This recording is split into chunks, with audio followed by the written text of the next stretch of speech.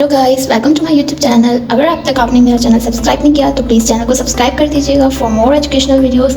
हमारा topic derivative का हमने पार्ट 1 कर लिया था, ये पार्ट 2 है। उम्मीद है कि आपने डेरिवेटिव का पार्ट 1 ज़रूर देखा होगा। तो चलिए शुरू करते हैं। डेरिवेटिव के हमने कुछ रूल्स जो थे पार्ट 1 में कवर किए थे, जिसमें एक प्रोडक्ट रूल था, क्वोशिएंट रूल था और पावर रूल था और चेन रूल। हमने 4 रूल्स डेरिवेटिव के कवर कर लिए थे पार्ट 1 में। अब हम पार्ट 2 में और डेरिवेटिव के फंक्शंस और रूल्स को डिस्कस करेंगे।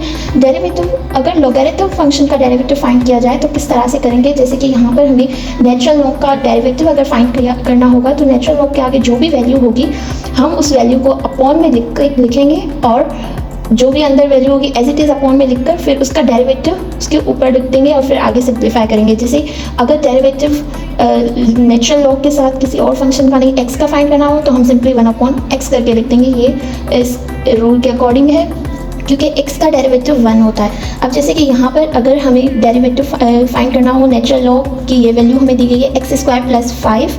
इसमें हम कंसीडर कर लेते हैं कि ये x² + 5 जो है ये u के इक्वल है, हम ये सपोज कर लेते हैं। तो इसके अकॉर्डिंग, रूल के अकॉर्डिंग हमें पहले इस u को एज इट इज़ डिनोमिनेटर में लिखना है। तो मैंने इसको एज इट इज़ डिनोमिनेटर में लिखा और फिर हमें इस u का डेरिवेटिव लेना है। इसका अगर मैं डेरिवेटिव लूँ तो क्या आएगा, x² का डेरिवेटिव 2x आएगा प्लस 5 कांस्टेंट है, कांस्टेंट डेरिवेटिव में 0 के इक्वल होते हैं। सही है, तो हमारे पास x² + 5 का डेरिवेटिव 2x आ गया। तो इसको मैं नॉमिनेटर में रखूँगी और जो अंदर की वैल्यू है उसको पहले एज इट इज़ डिनोमिनेटर में रखेंगे और फिर उसका डेरिवेटिव नॉमिनेटर में रखेंगे। जैसे यहाँ पर हमें ये वैल्यू जो दी गई थी नेचुरल लॉग x² + 5 की, इसका डेरिवेटिव हमने किस तरह से फाइंड किया, 2x जो कि इसका डेरिवेटिव था नॉमिनेटर में रखा और इसकी जो भी वैल्यू हमें दी गई उसको एज इट इज़ हमने डिनोमिनेटर में रख दिया। यहाँ पर एक और क्वेश्चन है जिसमें हमें नेचुरल लॉग 4 दिया गया है और 5x + 2 ब्रैकेट में ये वैल्यू दी गई है, हमें इसका डेरिवेटिव फाइंड करना है। तो जब हम इस रूल को अप्लाई करेंगे तो इसके अकॉर्डिंग ये वैल्यू जो है हमारी u की है, तो इसको हमने एज इट इज़ डिनोमिनेटर में उतारा। ठीक है, अब इसका हमने डेरिवेटिव जो है नॉमिनेटर में रखना है। डेरिवेटिव इसका क्या आएगा, 5x है, x जो है 1 के इक्वल होता है, x का डेरिवेटिव 5 1 = 5 प्लस 2 कांस्टेंट है, 2 0 के इक्वल होता है। तो हमारे पास u का यानी इस जो वैल्यू का डेरिवेटिव है वो 5 आ गया। तो हमने 5 को नॉमिनेटर में रख दिया और नेचुरल लॉग से पहले यहाँ पर 4 दिया गया है, तो इस 4 को, ये 4 इससे मल्टीप्लाई हो रहा है तो हमने इसको एज ए मल्टीप्लिकेशन में रख दिया। अब हम इसको सॉल्व मजीद कैसे करेंगे, 4 5 = 20 और अपॉन में ये वैल्यू एज इट इज़ आ गई। तो यानी derivative of 4 natural log 5x + 2 whole bracket equal to 20/5x + 2 इसका आंसर है। यहाँ पर देखें नेचुरल लॉग का एक और क्वेश्चन है जिसमें हमें डेरिवेटिव फाइंड करना है x³ and natural log x। अब यहाँ पर ये दोनों आपस में इनका जो रिलेशन है वो प्रोडक्ट का है, यानी मल्टीप्लाई हो रहे हैं। तो हमने जो प्रोडक्ट रूल पढ़ा था उसके अकॉर्डिंग जब भी ये दो चीज़ें आपस में मल्टीप्लाई होंगी तो हम पहले u का डेरिवेटिव लेकर v को एज इट इज़ रखेंगे और फिर प्लस की साइन लगाकर u को एज इट इज़ रखकर v का डेरिवेटिव लेंगे। हम यही प्रोडक्ट रूल इसमें अप्लाई करके देखेंगे। तो यहाँ पर ये वैल्यू हम u की कंसीडर कर रहे हैं और ये v की। तो u का जब हमने डेरिवेटिव लिया x³, इस पर हमने पावर रूल जब लगाया, ये जो पावर है ये स्टार्ट में आ गई। अब इस पावर से हमने जब -1 किया तो हमारे पास स्क्वायर आ गया, 3x² u का डेरिवेटिव आ गया और ln x जो कि v की वैल्यू है वो हमने एज इट इज़ रख दी रूल के अकॉर्डिंग। फिर प्लस की साइन आ गई और उसके बाद u को हमने एज इट इज़ रख दिया अकॉर्डिंग टू प्रोडक्ट रूल और v का हमने डेरिवेटिव लिया। नेचुरल लॉग x का डेरिवेटिव हमने अभी भी पढ़ा कि x नेचुरल लॉग का जब भी हम डेरिवेटिव लेंगे तो अपॉन में जो भी वैल्यू होगी उसको एज इट इज़ रख देंगे और फिर नॉमिनेटर में उसकी हम डेरिवेटिव रखेंगे। x का डेरिवेटिव 1 आता है तो हमने नॉमिनेटर में x का डेरिवेटिव रख दिया और डिनोमिनेटर में x को एज इट इज़ रख दिया। ठीक है, यहाँ पर हमने v का भी डेरिवेटिव ले लिया। अब हम इसे मज़ीद सिंप्लीफाई करेंगे।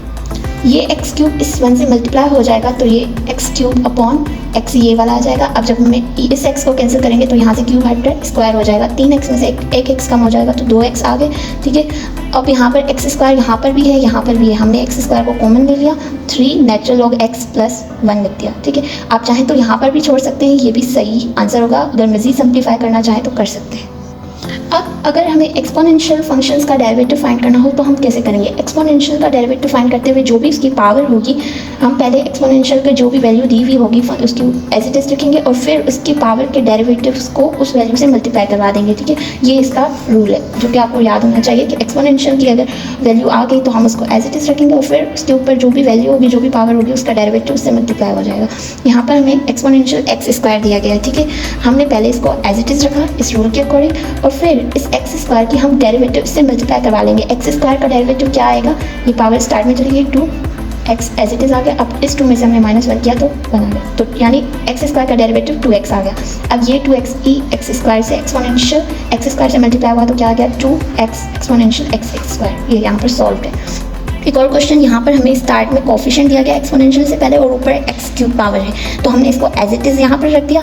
अब हमने इस पावर की डेरिवेटिव ले ली, ठीक है। एक्स क्यूब का डेरिवेटिव, ये पावर स्टार्ट में चलेगी 3, अब इस पावर से हमने -1 किया तो स्क्वायर बच गया। एक्स क्यूब का डेरिवेटिव ये आ गया 3x स्क्वायर। अब ये दोनों आपस में मल्टीप्लाई हो रहे हैं, 5 3 15 and x cube x square as it is हमने लिख दिया, ठीक है। अब यहाँ पर एक्सपोनेंशियल के ऊपर 7x पावर है, तो हम क्या करेंगे, इसको एज इट इज उतार के 7x का डेरिवेटिव ले लेंगे। 7x का डेरिवेटिव क्या आएगा, x का डेरिवेटिव 1 है, 7 1 सा 7, और ये यहाँ पर हम इसे मल्टीप्लाई करके साथ करके लिख देंगे 7 एक्सपोनेंशियल पावर 7x। यहाँ पर हमें एक्सपोनेंशियल पावर x की जब डेरिवेटिव फाइंड करनी है तो हमने एक्सपोनेंशियल x को एज इट इज उतारा, x की जो डेरिवेटिव है वो 1 आता है, तो हमने इस 1 को यहाँ से मल्टीप्लाई करवाया तो क्या आ गया ex, यानी ex एक्सपोनेंशियल x का डेरिवेटिव एक्सपोनेंशियल x ही होता है। ये आपको याद रखना है कि डेरिवेटिव किसी भी कांस्टेंट का 0 के इक्वल होगा, चाहे कोई भी कांस्टेंट नंबर दिया गया हो या कोई और कांस्टेंट दिया गया हो, 0 के इक्वल होगा। अब हम रूट का डेरिवेटिव किस तरह से निकालेंगे, यहाँ पर जैसे कि ये x के ऊपर रूट आ गया, ठीक है। रूट किसके इक्वल होता है, हाफ के, यानी इस x के साथ 1 है और बाय 2 है तो x 1/2, ठीक है। x रूट किसके इक्वल आ गया 1/2, रूट इक्वल टू हाफ, ठीक है। अब हमने इसको इस पावर में रूट को हटाकर पावर दे दी हाफ, ठीक है। अब हमने डिफरेंशिएट किया विद रिस्पेक्ट टू x, तो यहाँ पर पावर रूल लगा। अकॉर्डिंग टू पावर रूल ये पावर जो है x के पहले आ गई और इस पावर से हमने -1 कर दिया। जब हमने हाफ से -1 किया तो यहाँ पर एलसीएम लेंगे 1, यहाँ पर कुछ नहीं है तो 1 है, ये 2 इससे भी मल्टीप्लाई होगा, इससे भी होगा 2 and 2, ठीक है। 1 - 2 -1/2, ये आ गई हमारे पास पावर नेगेटिव में चली गई, ठीक है। अब हम इस पावर को पॉजिटिव बनाने के लिए इस x को डिनोमिनेटर में रख देंगे। जब x डिनोमिनेटर में आ जाएगा तो हाफ के साथ जो नेगेटिव था वो पॉजिटिव में चेंज हो जाएगा। अब x हाफ जो है वो रूट के इक्वल होता है, तो हमें इससे वापसी चेंज कर देंगे। अगर आप चेंज ना भी करें तो यहाँ तक भी सही है, अगर ज़्यादा मज़ीद इस तरह से करके रखें तो और भी अच्छा है।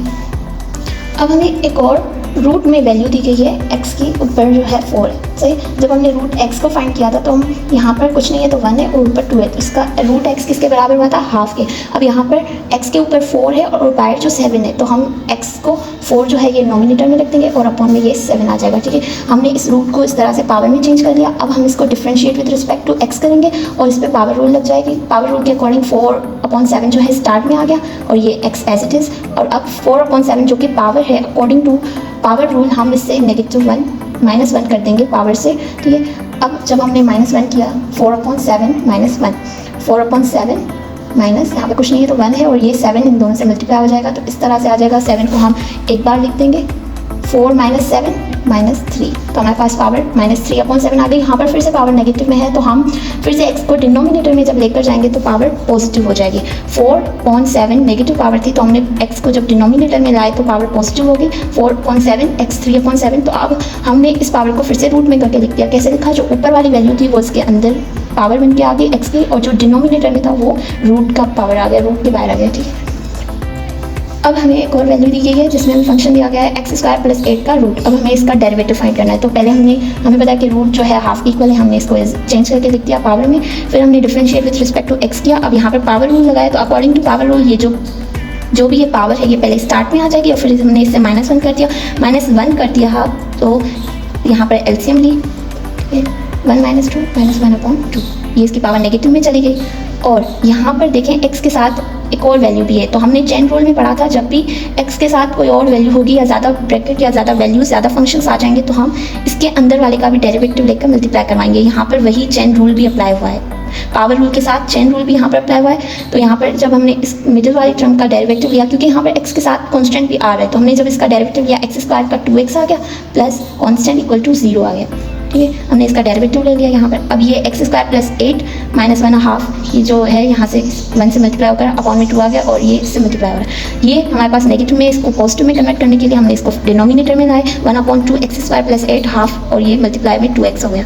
2x 1 से मल्टीप्लाई होकर 2x आ गया अपॉन में 2 x² + 8 के साथ जो हाफ है इसको हमने फिर से रूट में चेंज कर दिया। यहाँ से 2 से कैंसिल हो गया, बाकी हमारे पास क्या बचा x/x² + 8 √। अब आगे मेन बात, ट्रिग्नोमेट्रिक रेशियोज का डेरिवेटिव कैसे लेंगे। ये आपको ट्रिग्नोमेट्रिक रेशियो किस तरह से इनका डेरिवेटिव लिया जाता है और क्या इनका डेरिवेटिव है ये आपको याद करना होगा। साइन एक्स का डेरिवेटिव जो है कॉस एक्स होता है, सेक एक्स का जो है sec x plus tan x होता है और टेन एक्स का डेरिवेटिव सेक स्क्वायर एक्स होता है। और कॉस एक्स का derivative negative sine x cosec x का negative cosec x into cot x और कॉट एक्स का into negative cosec square x. ये आपको सारी जो है डेरिवेटिव्स याद होने चाहिए कि इस साइन का डेरिवेटिव क्या होगा, इस रेशियो का डेरिवेटिव क्या होगा। और यहाँ पर जो भी सी वाले डेरिवेटिव्स हमने ट्रिग्नोमेट्रिक रेशियोज जो भी स्टार्ट सी से हो रही हैं इनके डेरिवेटिव के साथ नेगेटिव होगा। इस तरह से आप याद कर सकते हैं कि जो भी ट्रिग्नोमेट्रिक रेशियोज सी से स्टार्ट हो रही हैं ये तीनों कॉस कोसेक कॉट सी से स्टार्ट हो रही है तो इन तीनों के साथ नेगेटिव आ जाएगा। बाकी इनका डेरिवेटिव आप याद कर लेंगे या तो ज़्यादा से ज़्यादा प्रैक्टिस करें तो आपको याद हो जाएगा। यहाँ पर एक एक्सरसाइज की क्वेश्चन हम सॉल्व करते हैं जिनमें हम ट्रिग्नोमेट्रिक रेशियोज को यूज़ करेंगे।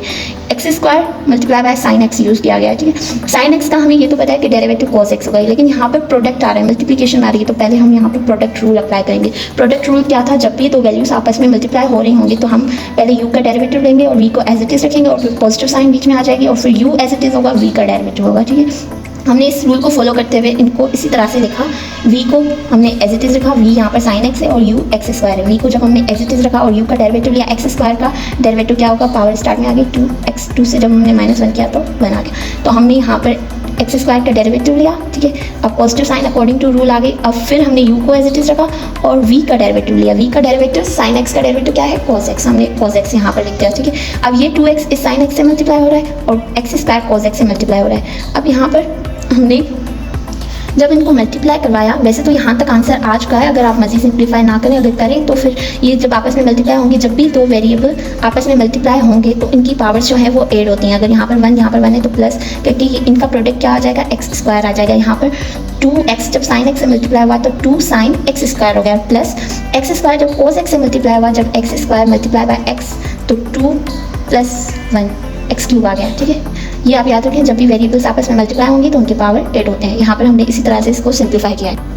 एक और क्वेश्चन जिसमें हमें 3 sin x + 2 cos x दिया गया है, हमने इसे differentiate with respect to x किया। यहाँ पर पॉजिटिव है तो कोई रूल पॉजिटिव का हमने अब तक नहीं किया, तो प्रोडक्ट का रूल है, डिवीजन का है, पावर का है, चेन रूल है। जब ज़्यादा ब्रैकेट हुई यहाँ पर पॉजिटिव है बीच में, तो हम अगर यहाँ पर पॉजिटिव या कोई भी नेगेटिव साइन या पॉजिटिव हो तो हम बस इनका डेरिवेटिव ले लेंगे। जैसे हमने differentiate with respect to x किया, 3 एज इट इज रखा, sin x का हमने डेरिवेटिव पढ़ा cos x से तो हमने cos x रख दिया, प्लस 2 एज इट इज रखा और cos x इसका डेरिवेटिव क्या है, नेगेटिव sin x, ठीक है।